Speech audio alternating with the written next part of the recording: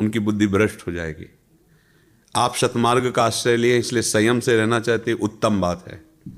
आपके अंदर चाह ना हो और ये शरीर उनके साथ समर्पित किया गया है, अगर उनकी चाह है सर, तो आपको कोई फर्क नहीं पड़ेगा।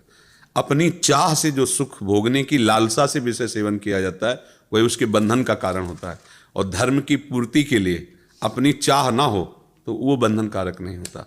पति हैं, उनकी आज्ञा में रहिए और अपनी चाह नहीं होनी चाहिए, ना की ना हाँ की। ना की चाह करोगी तो झगड़ा होगा, और वो दूसरी तरफ कदम बढ़ा देंगे तो जलोगी बैठे, क्योंकि तुम्हें अपनापन तो है ही ना कि वो मेरा पति है। अब वो गंदे आचरण में जाएंगे तो आपका भजन में मन लगेगा, आपका चिंतन गलत हो जाएगा। इसलिए संयम से आप रहो, पर यदि वो तो फिर अपने को अचाह होना है, ना विरोध है ना हाँ है, प्रभु जैसे आप चाहो वैसा, जैसा संयोग दिया है वैसा।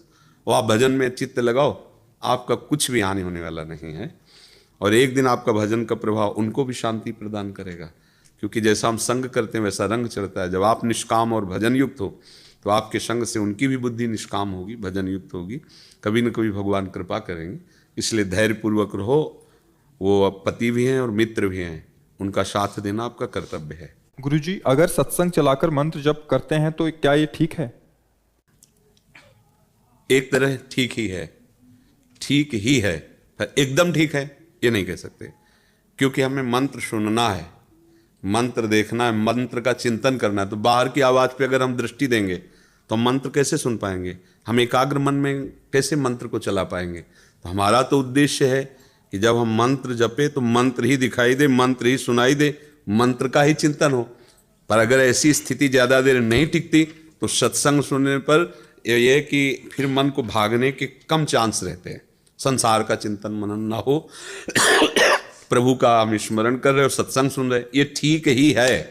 पर ठीक है ये कि जब हम मंत्र और नाम में डूबे तो फिर पूरा डूबे, बाहर क्या हो रहा है मतलब। क्योंकि हम जब सत्संग चलाएंगे तो हमारी श्रवणेंद्री बहिर्मुख होगी। अब मंत्र को हम अंतर्मुख से कैसे सुन पाएंगे, कैसे देख पाएंगे, कैसे समझ पाएंगे? इसलिए कुछ समय तो ऐसा होना चाहिए अंतर्मुख, कुछ समय तो अंतर्मुख वाला भजन होना चाहिए।